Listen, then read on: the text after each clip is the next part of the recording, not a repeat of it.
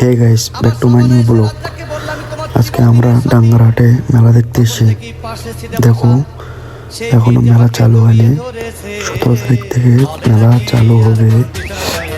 তার মধ্যে আমরা দেখতে এলাম কেমনভাবে সাজাগোজা করছে। দেখুন, নাকের দোলাই দিয়ে এদিকে কি হবে জানি না।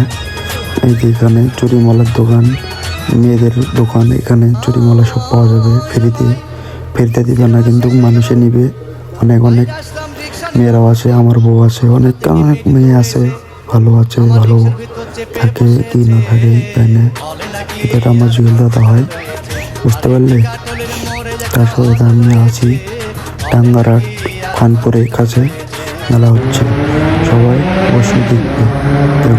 আমি যখন বাড়িতে যাই সামনে দেখতে পাই রাইডার বাবু।